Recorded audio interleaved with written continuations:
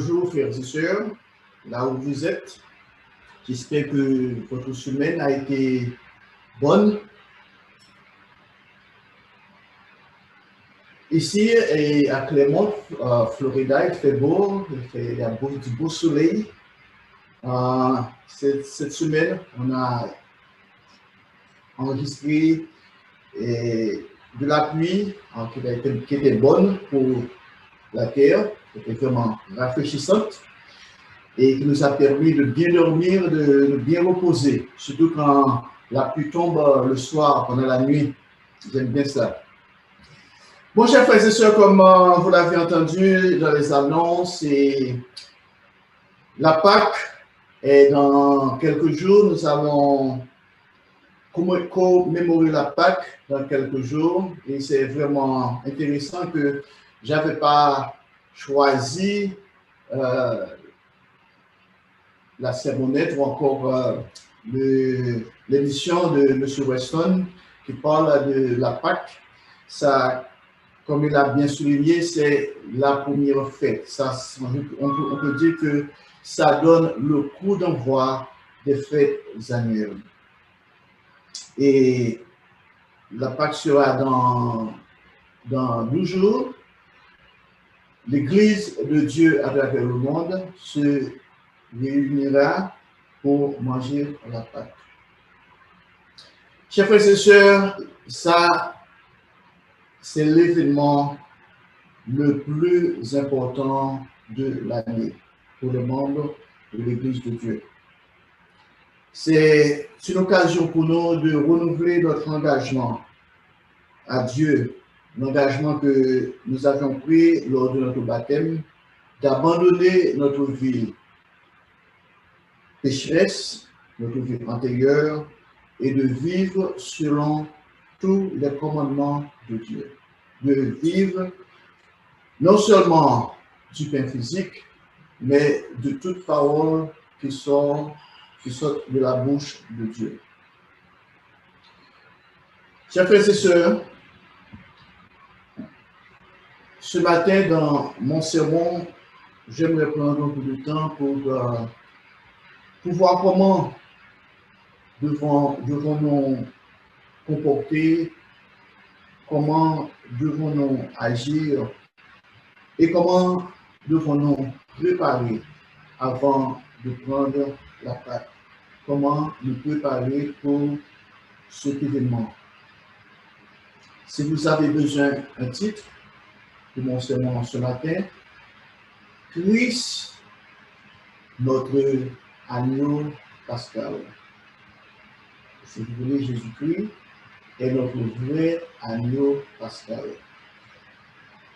Nous portons à 1 Corinthiens au chapitre 11 et nous allons lire les versets 23 à 31. Dans 1 Corinthiens au chapitre 11, verset 23, l'apôtre Paul qui parle, « Car j'ai reçu du Seigneur ce que je vous ai enseigné, c'est que le Seigneur Jésus, dans la nuit où il fut livré, prit du pain. » Verset 24. Et après avoir rendu grâce, le rompit et dit, « Ceci est mon corps, qui est rompu pour vous. Faites ceci en mémoire de moi. » Verset 25. De même, après avoir soupé, il prit la coupe et dit, « Cette coupe est la nouvelle alliance en mon sang. Faites ceci en mémoire de moi. »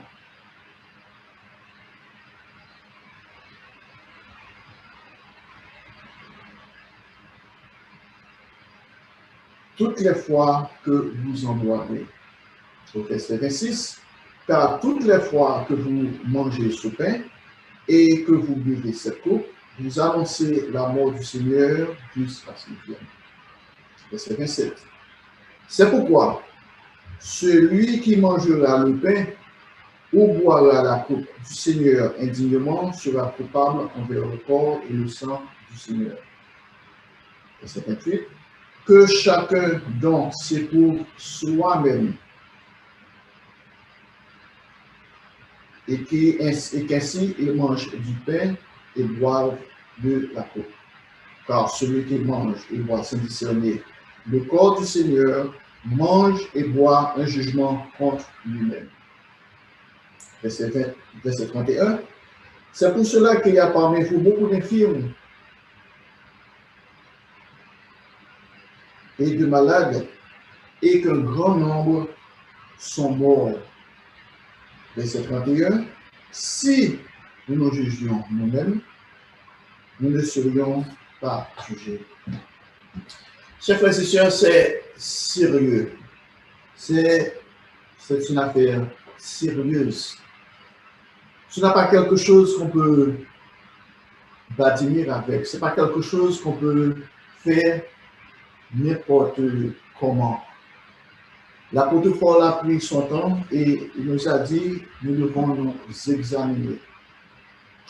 Il ne nous demande pas d'examiner nos frères et sœurs dans l'Église. Il ne nous demande pas à examiner notre époux ou notre épouse, nos amis, nos voisins, mais chacun de nous, chers frères et sœurs, a cette responsabilité, a la responsabilité de s'examiner lui-même avant de manger la pâte, avant de prendre la pâte. Et il a dit ici que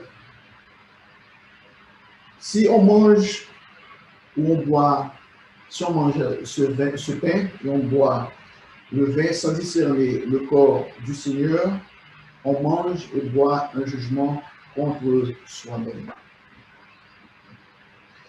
Ainsi, chers frères et sœurs, nous devons prendre du temps pour nous examiner avant le 14 avril, avant même de nous présenter pour manger, pour prendre la pâte. La plupart du temps, il y a des gens qui disent « Ah bon, je ne suis pas digne de prendre la pâte ». Ce n'est pas une question d'être digne. Ici, l'apôtre Paul ne dit pas que nous devons être dignes, mais nous devons manger la pâte, prendre la pâte d'une manière digne. Et pour nous aider, chers frères et sœurs, nous devons chercher à comprendre ce qu'est la pâte. Pourquoi nous prenons la pâte? Quelle est notre attitude vis-à-vis de Dieu? Comme je vous ai dit au début du sermon, c'est un moment pour nous chrétiens, pour nous membres de l'Église, de réfléchir sur nous-mêmes, de réfléchir et évaluer notre relation avec Dieu. Dans le passé, je vous ai donné un sermon, qui avait pour titre notre bilan spirituel. Chers frères et sœurs, à ce moment-là, c'est un moment de vérifier notre bilan spirituel pour savoir où nous sommes, pour savoir est-ce que vraiment, durant l'année dernière, durant les 2 dernières années, durant les 3 dernières années, les 4 dernières années, ou même pendant, lorsque nous étions été appelés dans l'Église, lorsque nous apprenions la vérité, pour savoir où nous sommes, est-ce qu'on a fait des progrès, est-ce qu'on est plus proche de Dieu. Il y a beaucoup de choses qui se disent maintenant qu'il y a beaucoup de gens qui disent ah, nous sommes proches de la grande tribulation. Il y a beaucoup d'écrits, il y a des personnes qui sont vraiment enthousiastes à propos des prophéties. Chers frères et sœurs, une chose est certaine. Il n'y a pas question de si les choses, la grande tribulation va arriver demain ou après-demain. L'essentiel, c'est d'avoir une relation étroite avec Dieu, notre Père. Est-ce que Dieu prend plaisir en nous? Est-ce que Dieu prend plaisir en ce que nous faisons, la façon dont nous pensons, les propos que nous proférons, nos expressions? Chers frères et sœurs, nous devons nous poser cette question.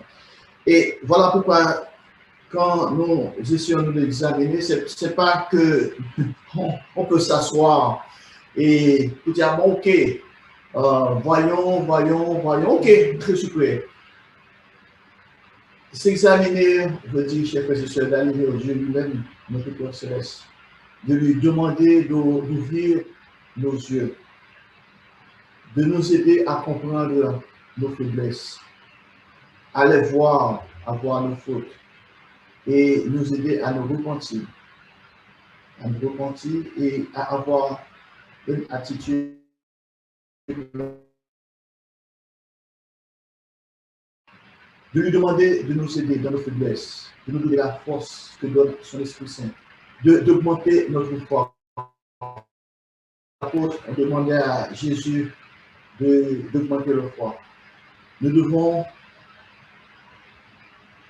rester humbles et nous devons chercher, chers frères et sœurs, à pardonner, à nous pardonner les uns les autres, à ne pas justifier nos faiblesses, à ne pas justifier nos fautes. Chers frères et sœurs, c'est vraiment important pour nous de voir comment Dieu, lorsque Dieu a parlé à Moïse, et l'histoire du peuple d'Israël, c'est une histoire encore vivante pour vous, c'est une histoire vivante pour moi. Nous qui sommes membres de l'Église de Dieu. Le peuple d'Israël souffrait de la servitude, dans la servitude en Égypte. Comme nous l'avons entendu dans l'émission de M. Weston, c'est que le peuple était en servitude, était dans l'esclavage. Et Dieu a envoyé Moïse pour diriger le peuple vers la terre promise. Et vous savez, toute l'histoire, c'est une longue histoire, mais une histoire assez fascinante. Et je dois vous dire que l'Égypte est un prototype du monde où nous sommes, notre société. Quand nous étions dans le monde, avant notre appel, nous étions dans l'esclavage. Nous vivions dans l'esclavage. Et Pharaon, un prototype de Satan, lui-même Lucifer. Comme je vous ai dit déjà dans plusieurs de mes sermons, avant la chute de Lucifer, il n'y avait pas de péché. Le péché n'existait pas. Mais Lucifer s'est rebellé contre Dieu. Il a laissé l'orgueil de remplir son cœur et il est devenu Satan, le diable. Et maintenant, Satan, c'est prend son temps. Il est très occupé 24 heures sur 24. Il ne dort pas. Il n'est jamais lassé de nous tenter, de chercher à nous induire dans l'erreur. Voilà pourquoi, chers frères et sœurs, vous et moi, nous devons avoir un cœur humble de savoir que nous sommes qui nous sommes. Nous sommes pécheurs. Nous sommes tous péchés. Et parce que, chers frères et sœurs, nous sommes encore dans le monde, nous vivons encore dans le monde, et Dieu nous a appelés hors de ce monde, hors d'Égypte. Malheureusement, comme le peuple d'Israël, en quittant l'Égypte, le peuple d'Israël a laissé l'Égypte physique. Mais le peuple d'Israël a emporté l'Égypte dans le cœur. Et c'est ainsi que vous et moi, même nous pouvons dire que nous avons laissé le monde, Dieu nous a appelés pour sortir du monde, mais dans notre cœur, nous avons encore une partie du monde en nous. Et parfois, nous chérissons même des choses de ce monde, comme le peuple d'Israël. Vous vous rappelez, à un moment, le peuple d'Israël voulait retourner en Égypte. Il s'apitoyait sur eux-mêmes parce qu'ils disaient que oui, quand nous étions en Égypte, nous avons du lentilles, nous avons beaucoup à manger, nous avons tellement de choses. Mais le peuple d'Israël, à ce moment-là, ne s'est pas souvenu de l'esclavage, la misère qu'il confrontait. Et Dieu a fait beaucoup de miracles avant la sortie, le départ du peuple d'Israël pour la terre promise. Et reportons-nous, chers frères et sœurs, à le livre d'Exode pour voir comment cela s'est passé, l'institution de la Pâque, la première fois que le peuple d'Israël a commémoré la Pâque. Et c'est très intéressant, et pas seulement intéressant, mais c'est très important pour nous, chers frères et sœurs, de lire et de bien comprendre ces choses-là. Nous portons à Exode au chapitre 12 et nous allons lire les versets 1 à 7. Exode chapitre 12, verset 1.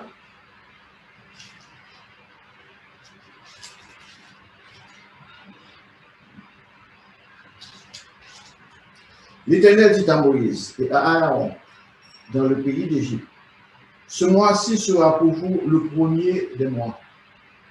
Il sera pour vous le premier des mois de l'année. Parlez à toute l'assemblée d'Israël et dites, le 10e jour de ce mois, on prendra un agneau pour chaque famille, un agneau pour chaque maison. Verset 4. Si la maison est trop peu nombreuse pour un agneau, on le prendra avec son plus proche voisin, selon le nombre de personnes. Vous compterez pour cet agneau d'après ce que chacun peut manger. Chers frères et sœurs, il faut voir que ce sont des instructions précises que Dieu a données à Moïse et à Aaron et que le peuple devrait suivre. Au verset 5, ce sera un agneau sans défaut, mâle, âgé d'1 an. Vous savez, il faut voir, ce n'est pas quelque chose que Dieu n'a pas de demander aux Israélites de faire ce qu'ils voulaient. Et Dieu n'a pas dit aux Israélites, ok, voilà, vous faites ceci, vous faites cela. Mais Dieu a donné des instructions précises à Moïse et à Aaron. Et le peuple devait suivre ces instructions.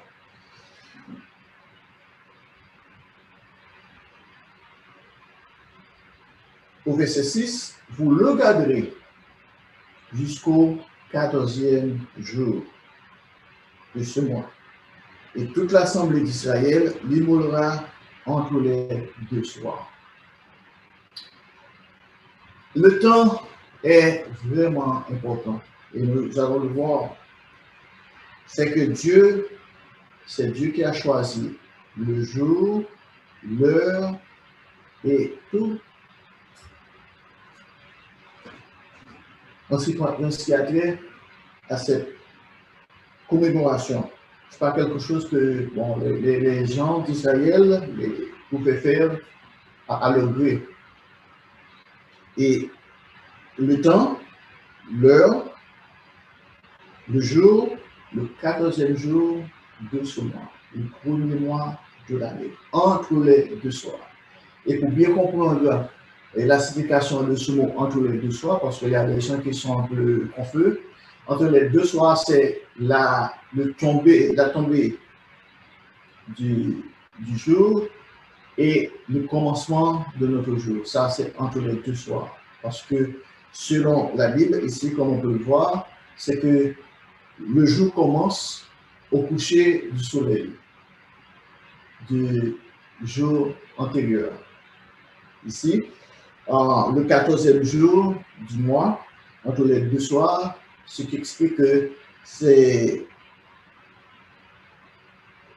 avant le coucher du soleil du jour précédent, et maintenant le 14e jour qui commence. Et à ce moment-là que les Israélites devaient immoler cet agneau. Et au verset 7, on prendra de son sang et on en mettra sur les 2 poteaux, sur les linteaux de la porte des maisons où on le mangera. Le verset 8, cette même nuit, on en mangera la chair, rôtie au feu, On la mangera avec des pains sans levain et des herbes amères. Vous ne le mangerez point à demi cuit ou bouilli et bouilli dans l'eau. Vous ne le mangerez point à demi cuit et bouilli dans l'eau. Mais il sera rôti au feu, avec la tête, les jambes et l'intérieur. Vous n'en laisserez rien jusqu'au matin. Et s'il en reste quelque chose, le matin, vous le brûlerez au feu. Verset 11. Quand vous le mangerez, vous aurez vos reins sains, vos souliers aux pieds et votre bâton à la main. Et vous le mangerez à la hâte. C'est la Pâque de l'Éternel. Chers frères et sœurs, ce qui est vraiment important pour nous dans l'Église, membres de l'Église de Dieu, c'est que nous devons avoir cette attitude d'agir selon les instructions que Dieu nous donne. Ce n'est pas à nous de chercher à savoir comment, pourquoi. Nous devons nous reposer complètement, avoir pleine confiance en Dieu. Dieu est le maître, c'est lui qui est le capitaine du bateau. Nous nous confions à lui et maintenant, ça va. Et posez-vous la question, si les gens, le peuple d'Israël, maintenant se posaient des questions, pourquoi je dois prendre du sang de l'agneau et mettre sur les deux poteaux et sur le linteau de la porte? Parce que pour moi, il n'y a pas de sens. Ça, c'est quelle image de prendre du sang, de bâtonner et sa porte avec du sang. Et pourquoi je dois me mettre mes souliers aux pieds avant le bâton à la main? Chers frères et sœurs, Dieu prend plaisir à l'obéissance et il nous demande de nous obéir. Et voilà pourquoi nous devons prendre du temps pour savoir est-ce que nous sommes obéissants à Dieu. Avons-nous vraiment la crainte de Dieu, comme la Bible nous dit dans Proverbes, dans le livre de Proverbes, la crainte de l'Éternel est le commencement de la sagesse. Maintenant, au verset 13 de ce même chapitre, Exode 12, verset 13. Le sang vous servira de signe sur les maisons où vous serez. Je verrai le sang et je passerai par-dessus vous. Il n'y aura point de plaie qui vous détruise quand je frapperai le pays d'Égypte. C'est ici vient le mot Passover. En anglais, nous ne disons pas Pâques, mais nous disons Passover, passer au-dessus.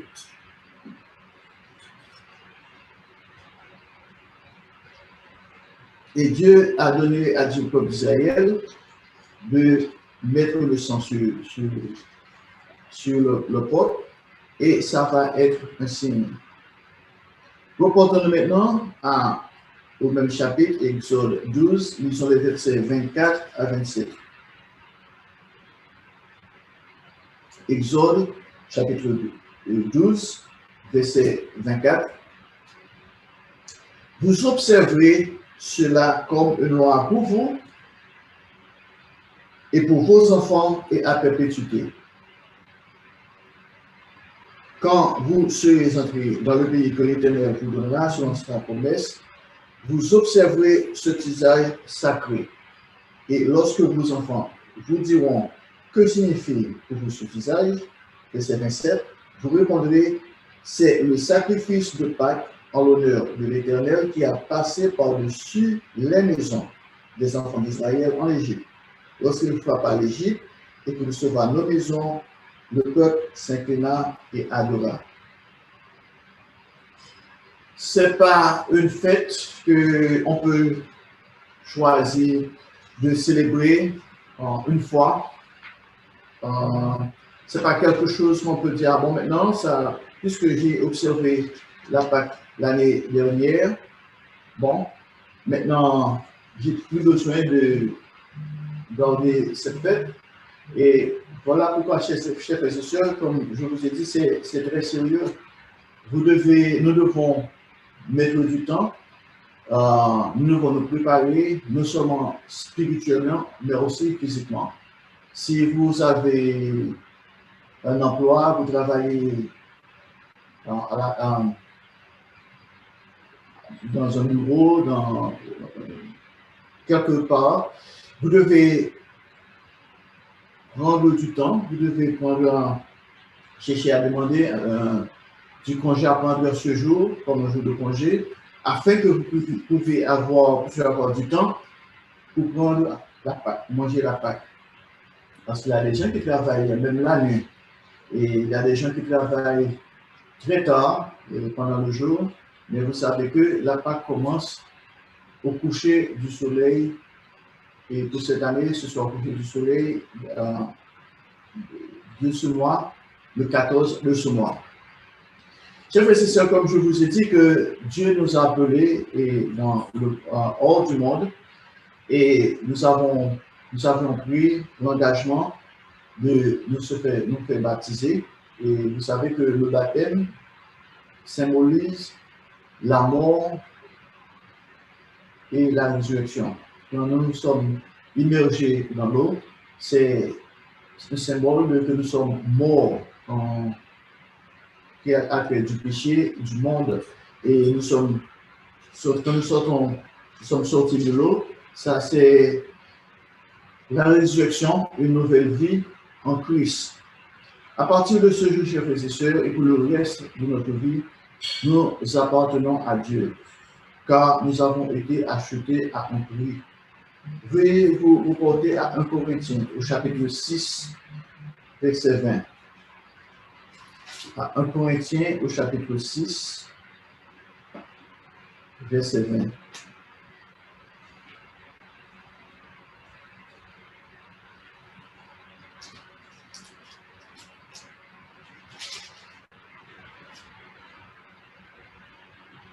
Car vous avez été rachetés à un grand prix. Glorifiez donc Dieu dans votre corps et dans votre esprit, qui appartiennent à Dieu. Chers frères et sœurs, nous devons prendre conscience que nous ne sommes pas.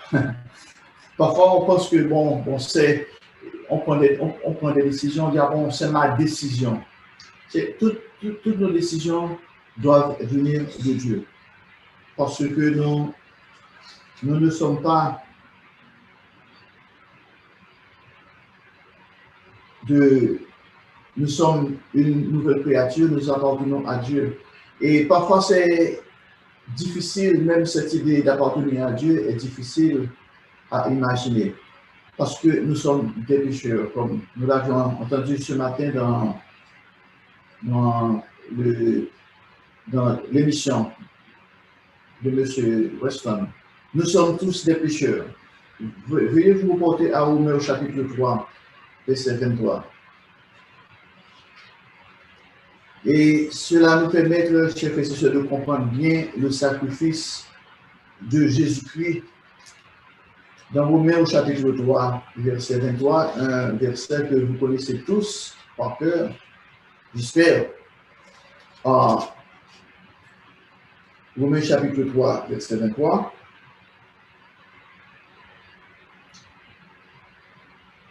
Car tous ont péché et sont privés de la gloire de Dieu.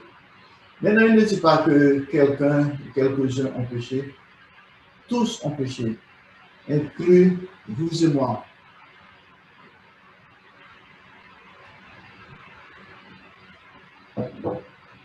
Parfois, nous cherchons à justifier nos péchés. Nous cherchons toutes les petites bêtes. Parce que pour certaines religions de ce monde, il n'y a que 2 péchés, peut-être même 3 péchés. Le premier, c'est meurtre. Si on commet une meurtre, ça c'est un péché, un grand péché. Quelqu'un qui commet peut-être l'adultère, ou peut-être l'avortement, mais les gens ont cette tendance à minimiser certains péchés. Ah bon, oui, ça, c'est pas grave. Quand on ment, ah, c'est pas grave. Chers frères et sœurs, vous et moi, Dieu nous a demandé de ne pas pratiquer le péché, de ne pas pratiquer le péché sous n'importe quelle forme, dans nos pensées, dans nos actions, dans nos paroles. Mais malheureusement, nous avons tous péché et nous sommes privés de la gloire de Dieu. Mais Dieu a envoyé son Fils, Jésus-Christ, pour payer à notre place l'amende du péché, qui est la mort. Maintenant, on peut se demander, que suis-je que l'on fasse, que l'on me fasse un si grand honneur? C'est comme, chers frères et sœurs, c'est se réveiller d'un rêve qui est devenu une réalité. Parce que avec la mort de Jésus-Christ, nous pouvons avoir accès maintenant à la vie éternelle. Dieu nous a donné 3 grandes promesses. La première, c'est de vivre éternellement. La deuxième promesse, c'est de prendre naissance dans sa famille. Et la troisième promesse, c'est de diriger, de gouverner le monde avec son Fils Jésus-Christ. Non seulement de gouverner le monde, mais aussi d'hériter toutes choses avec Jésus-Christ, notre Sauveur et notre frère aîné. Chers frères et sœurs, la seule pensée que nous appartenons au plus grand et au plus puissant de l'univers entier est difficile à croire. Notre Père Céleste a permis son Fils bien-aimé de faire le sacrifice ultime en notre nom. Le sacrifice de Jésus-Christ a permis maintenant et pour toujours aux futurs membres de sa famille de se préparer à rejoindre la famille de Dieu et d'enseigner un jour à toutes les nations sous son autorité. Chers frères et sœurs, il est important que chaque membre baptisé de l'Église commence à se préparer pour observer la Pâque. Et non seulement la Pâque, mais aussi les jours des pains sans levain. Pour honorer Dieu et pour montrer notre reconnaissance pour le grand sacrifice que son Fils Jésus-Christ a fait en notre nom. Nous portons à Colossiens au chapitre 1. Colossiens chapitre 1, nous allons lire les versets 13 et 14. Colossiens chapitre 1, verset 13. Il nous a délivrés de la puissance des ténèbres et nous a transportés dans le royaume de son Fils bien-aimé, en qui nous avons la rédemption, le pardon des péchés. Ici, c'est Jésus-Christ. Jésus-Christ était Dieu. C'est lui qui a tout créé. C'est lui, comme nous pouvons le lire dans Jean, dans Jean, l'évangile de Jean, au chapitre 1. L'évangile de Jean, au chapitre 1, les versets 1 à verset 1 à 7. Jean, au chapitre 1, verset 1. Au commencement était la parole, et la parole était avec Dieu, et la parole était Dieu. Verset 2. Elle était au commencement avec Dieu. Toutes choses ont été faites par elle, et rien de ce qui a été fait n'a été fait sans elle. En elle était la vie, et la vie était la lumière des hommes. La lumière luit dans les ténèbres, et les ténèbres ne l'ont point reçue. Il y eut un homme envoyé de Dieu, son nom était Jean. Il vint nous servir de témoin pour un témoignage à la lumière, afin que tous croient par lui. Il n'était pas la lumière, mais il parut pour un témoignage à la lumière. Verset 9, cette lumière était la véritable lumière qui, venant dans le monde, éclaire tout homme. Verset 10. Elle était dans le monde et le monde a été fait par elle et le monde ne l'a point connue. Et verset 12. Mais à tous ceux qui l'ont reçu, à ceux qui croient en son nom, elle a donné le pouvoir de devenir enfants de Dieu, lesquels sont nés non du sang, ni de la volonté de la chair, ni de la volonté de l'homme, mais de Dieu. Verset 14. Et la parole a été faite chair, et elle a habité parmi nous, pleine de grâce et de vérité, et nous avons contemplé sa gloire, une gloire comme la gloire du Fils unique du Père. Chers frères et sœurs, nous n'avons pas à chercher à des arguments, il faut jeter tout argument qui disent que Jésus-Christ n'est pas Dieu, Jésus-Christ a été créé, non. Jésus-Christ était là au début avec son Père, mais le Christ était venu, il a participé comme nous, il a participé dans la chair et le sang, et maintenant il est notre modèle. Nous devons avoir notre but devait être de devenir comme Jésus-Christ. Nous devons pratiquer sa justice, nous devons chercher à l'imiter en toutes choses.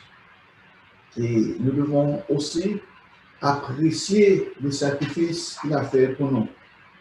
Et comme il a dit ici, c'est le Christ nous a délivré de la puissance des ténèbres. Vous savez, comme le peuple d'Israël avant d'atteindre la terre promise, ils ont passé 40 ans dans le désert. Vous et moi, chers frères et sœurs, nous vivons dans un désert spirituel. Pendant que nous sommes dans ce monde, nous sommes des ambassadeurs, nous sommes des pèlerins, nous sommes des étrangers. Nous ne devons pas nous attacher aux choses de ce monde. Et nous devons vivre comme si nous étions des pèlerins, parce que c'est, comme je vous ai dit, c'est le désir spirituel. Mais Jésus-Christ est venu et son sacrifice nous donne l'occasion d'être pardonnés de nos péchés et d'être réconciliés avec Dieu. Nous continuons à Hébreux au chapitre 9, verset 22. Hébreux au chapitre 9, verset 22. Vous avez vu comment le peuple d'Israël a été délivré par la 10e plaie. Et ils ont été épargnés parce qu'ils avaient le sang sur leur porte, sur leur manteau. Imaginez-vous, si quelqu'un a pris la décision de ne pas suivre les recommandations de Moïse, les instructions de Moïse, de dire, ah bon, moi, cela m'est égal, je ne veux pas mettre du sang sur ma porte, sur les linteaux de ma porte. Bon, imaginez ceci. Mais Dieu nous a demandé d'être obéissants, de ne pas avoir la tête dure, comme on dit. Et nous portons à Hébreux chapitre 9, verset 22. Et presque tout, d'après la loi, est purifié avec du sang. Et sans effusion de sang, il n'y a pas de pardon. C'est qu'il faut qu'il y ait effusion de sang. Et le Christ a donné son sang. Il a répandu son sang pour nous. Afin que nous soyons purs.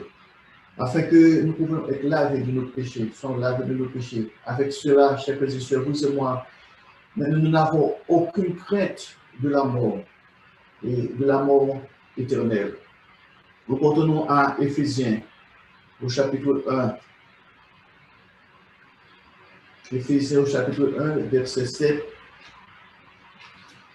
Il faut voir que comment appliquer le sacrifice de Jésus-Christ dans notre vie. Éphésiens chapitre 1, verset 6.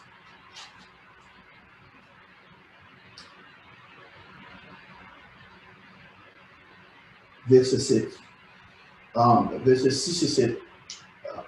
Pour célébrer la gloire de sa grâce dont il nous a favorisés dans le bien-aimé. En lui, nous avons la rédemption par son sang, le pardon des péchés selon la richesse de sa grâce. Chers frères et sœurs, c'est important pour nous d'examiner ces versets, de comprendre bien ces versets, de comprendre le sacrifice de Jésus. Dieu, comment Jésus a payé sa vie, a donné sa vie pour vous et moi, afin que nous puissions être réconciliés avec Dieu. Parce que le Christ était parfait, était innocent, il n'avait pas de péché. Mais il est devenu pécheur à cause de vous, à cause de moi, comme nous l'avions vu. Jésus-Christ vivait dans toute sa gloire, dans toute sa plénitude. Mais avant sa mort, à la veille de sa mort, il était allé vers son papa. Il lui a dit, Père Saint, si c'est possible d'éloigner cette coupe, de m'éloigner cette coupe. Pendant 3 fois, il a prié, il a fait cette même prière. Et à chaque fois, il a conclu, néanmoins pas ma volonté, mais la tienne. Chers frères et sœurs, c'est une attitude que vous et moi devons avoir constamment devant Dieu. Non pas ma volonté, mais la volonté de Dieu. Devons dire chaque jour, à chaque minute, à chaque heure de notre vie, non ma volonté, mais Dieu, ta volonté, que ta volonté soit faite. Quelles que soient les circonstances, quel que soit le prix à payer, quelles que soient les douleurs. Parfois, et même dans l'église, nous avons des gens qui ont été peut-être martyrisés, quelqu'un l'a fait du tort. Mais Dieu nous a dit de pardonner aux autres, pardonner, d'aimer nos ennemis.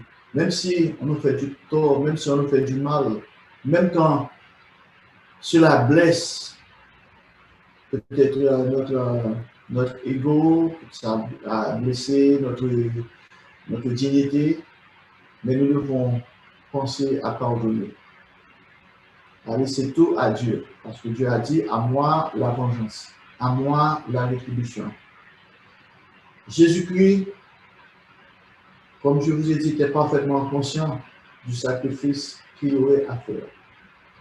Il a passé les dernières heures de sa vie humaine sur terre, battu, méprisé et rejeté par l'humanité, et finalement cloué sur la croix et laissé pour mort.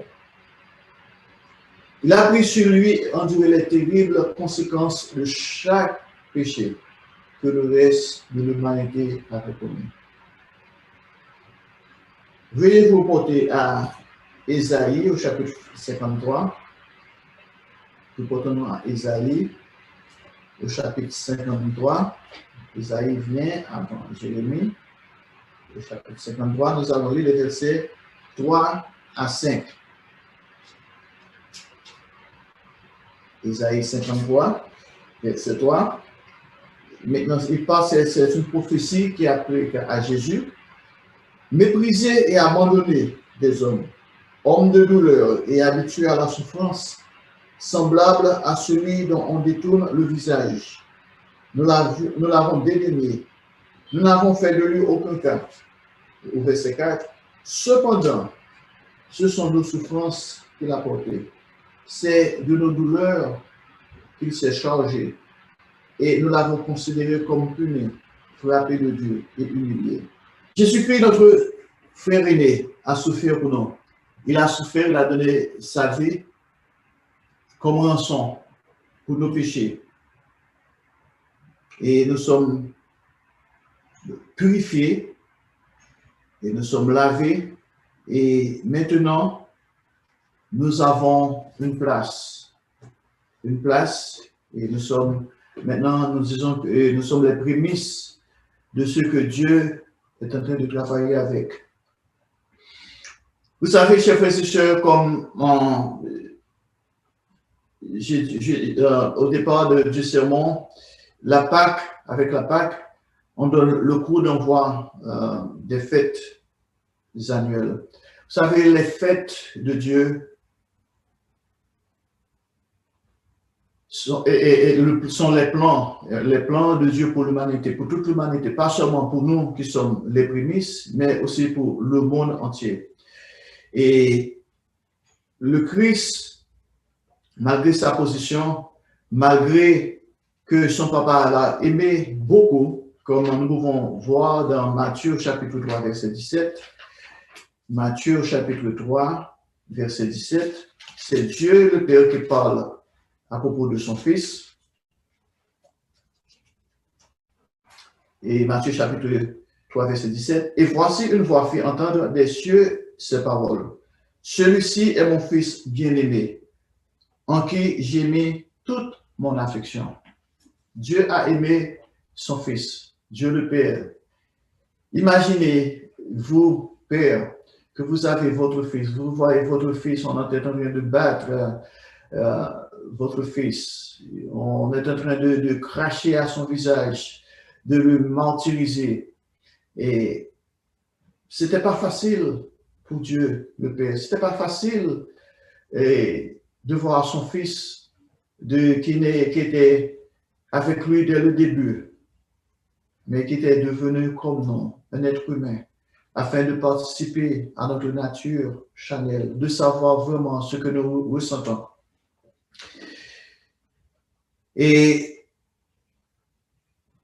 Mais comme vous pouvez le constater,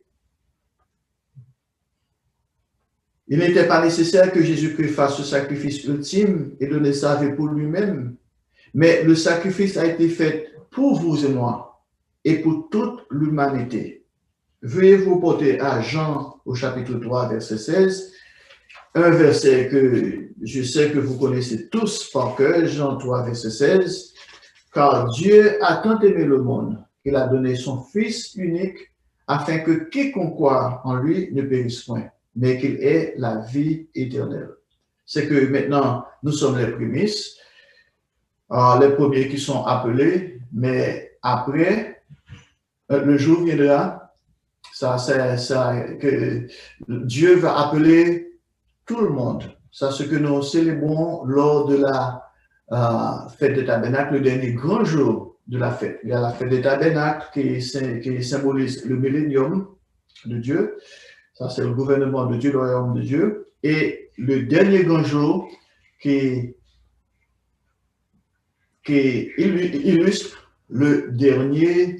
la résurrection, la grande résurrection, et là où tous les hommes, où le monde entier auront accès à la vérité, à la connaissance de Dieu, et Dieu appellera tout le monde. Et voilà pourquoi, et nous disons que les fêtes annuelles marquent le plan de Dieu pour toute l'humanité, non seulement pour nous, mais aussi pour toute l'humanité. Mais ça commence avec nous, la Pâque, qui est notre appel, notre repentance, l'engagement que nous avons pris avec Dieu. Reportons-nous à Romains au chapitre 5. Nous allons lire les versets 6 à 12. Romains au chapitre 5.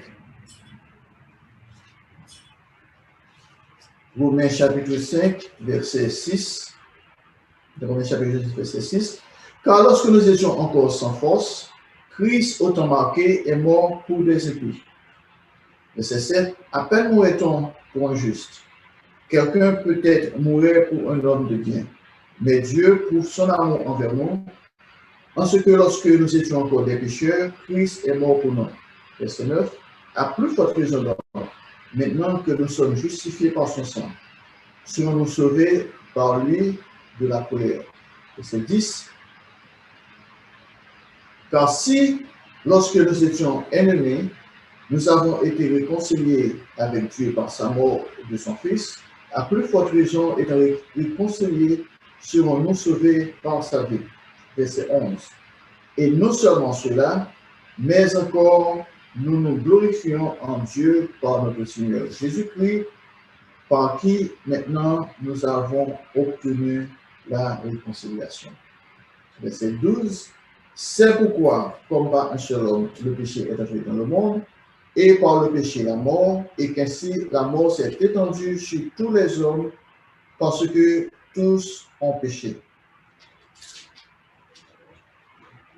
Chers frères et sœurs, c'est important pour nous, pendant que nous nous examinons, de savoir que nous ne sommes pas justes. Personne d'entre nous est juste. Personne d'entre nous est parfait. C'est le Christ qui a payé l'amende de notre péché, ou l'amende de nos péchés. Et ainsi, nous devons nous pardonner réciproquement. Parfois, nous avons cette tendance de penser que nous sommes meilleurs que les autres. Et quand quelqu'un nous fait du tort, on ne veut pas les pardonner. On ne veut pas parce que maintenant, je sens que mon orgueil a été blessé et ma dignité a été affectée. Mais le Christ n'est pas tenu compte de ces choses. Il est venu et il a été maltraité à cause de vous, à cause de moi. Reportons-nous à Ésaïe au chapitre 52, verset 14.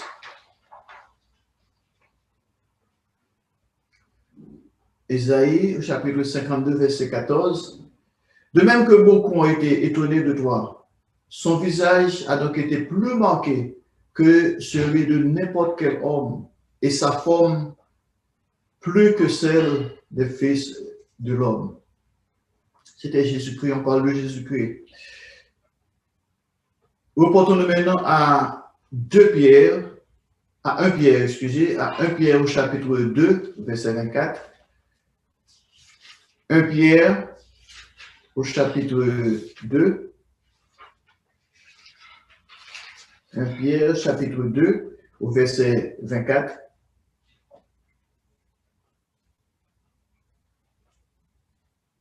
Lui qui a porté lui-même nos péchés en son corps sur le bois, afin que, morts au péché, nous vivions pour la justice. Lui, par les meurtrissures duquel vous avez été guéris.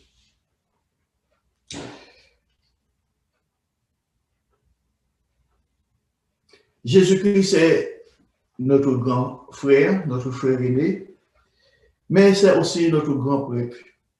Il a été tenté comme nous, mais il était irréprochable. Il n'a jamais commis de péché. Nous donnons ainsi l'exemple à suivre. Reportons-nous à Hébreux, au chapitre 4, verset 15. Hébreux, au chapitre 4, verset 15. Car nous n'avons pas un souverain sacrificateur qui ne puisse compatir à nos faiblesses. Au contraire, il a été tenté comme nous en toutes choses, sans commettre de péché. Nous devons suivre l'exemple de Jésus-Christ. Nous ne devons pas chercher à justifier nos péchés. Nous ne devons pas chercher à justifier nos faiblesses. Et parfois, nous pensons que, bon, les autres gens pêchent. Les autres gens, parfois, on parle des gens de ce monde. On dit, bon, ok, ceux du dehors, tout cherchant à nous justifier. Nous n'avons rien à justifier parce que vous et moi, chers frères, nous sommes pécheurs et notre salaire, c'est la mort. Et le Christ a pris du temps pour pardonner aux autres. Il a pris du temps et pour pardonner à ses ennemis. Reportons-nous maintenant à Romains au chapitre 5, versets 8 à 10. Romains, chapitre 5, verset 8.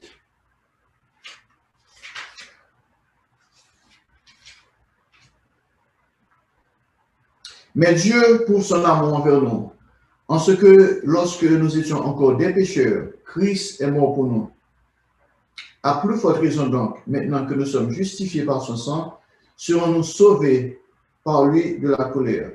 Car si, lorsque nous étions ennemis, nous avons été réconciliés avec Dieu par la mort de son Fils, à plus forte raison, étant réconciliés, serons-nous sauvés par sa vie.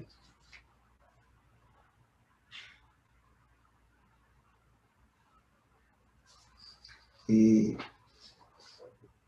c'est Dieu qui nous a appelés, et Dieu nous a appelés pour avoir la vie éternelle. Et comment nous pouvons le voir? Dieu a beaucoup à dire sur le péché. Alors que nous nous préparons pour prendre la Pâque, nous devons également nous préparer pour les jours des pains sans levain. Les jours des pains sans levain, ou la fête des pains sans levain, qui représente le fait d'éliminer le péché de notre vie. Et qu'est-ce que cette chose qu'on appelle le péché? Qu'est-ce que le péché? Parfois, les gens ne savent pas, mais péché, c'est quoi le péché? Veuillez vous porter à 1 Jean au chapitre 3, verset 4. 1 Jean au chapitre 3, verset 4. Si vous avez besoin de savoir ce qu'est le péché, la Bible est très claire. Dans 1 Jean au chapitre 3, verset 4.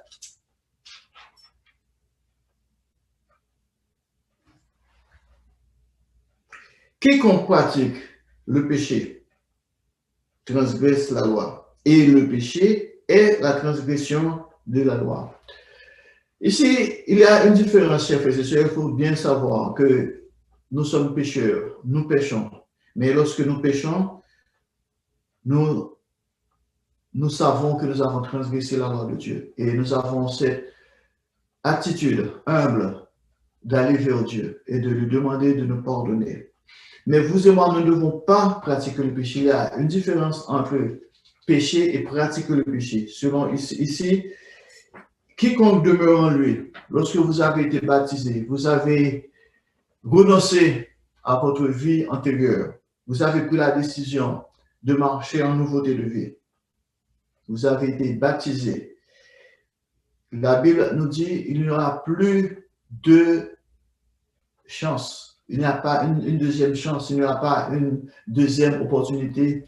Parce que si vous vivez dans le péché, si vous pratiquez le péché, si vous rébellez contre les commandements de Dieu, il n'y aura plus de sacrifice pour le péché. Parce que vous sacrifiez le Christ, vous exposez le Christ à l'ignominie. Et, chers frères et sœurs, comme tout père aimant, Dieu est responsable des effets destructeurs et nuisibles du péché. Il est important que nous passions du temps sur ce sujet, que nous préparons pour les jours saints à venir. Et la question que j'ai pour vous ce matin, haïssez-vous le péché? Haïssez-vous ce que le péché représente? Lorsque vous regardez autour de vous, le monde, ce qui se passe, la souffrance, les misères de ce monde, tout ce qui se passe, et les hommes ne cherchent pas Dieu. Maintenant, partout où nous vivons, nous voyons la haine, la destruction. Et Dieu nous dit que il va très prochainement, il va démontrer sa colère envers l'humanité. Et à cause de l'injustice, à cause de ce qui se passe, Dieu, vous et moi, chers frères, nous devons prendre du temps pendant cette époque, avant de prendre la Pâque, de nous examiner, de chercher vraiment, d'éliminer, à chercher à éliminer le péché dans notre vie. Reportons-nous maintenant à 1 Jean au chapitre 4, verset 10. 1 Jean au chapitre 4, verset 10.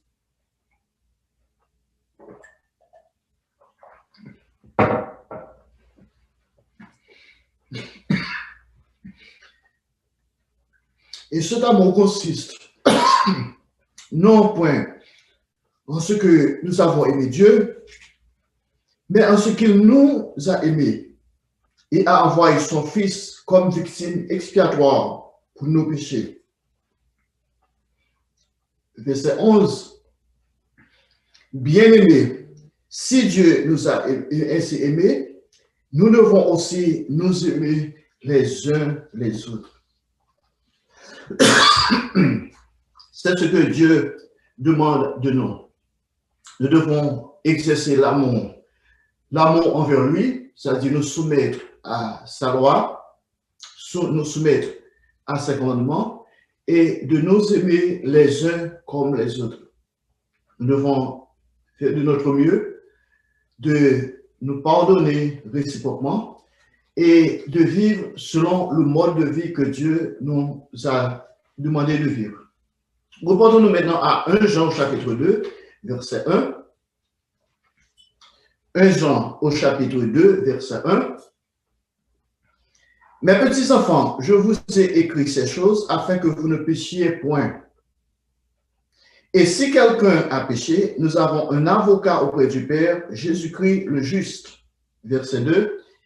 Il est lui-même la victime expiatoire pour nos péchés, et non seulement pour les nôtres, mais aussi pour ceux du monde entier. Ainsi, chers frères et sœurs, prenons le temps de nous examiner à l'approche de la Pâque.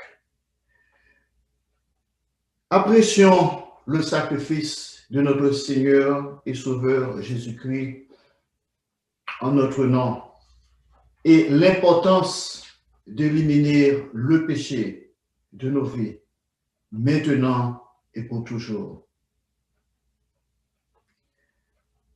Je vous souhaite une bonne fête de Pâques et aussi bonne fête des jours pour la fête des pains sans levain.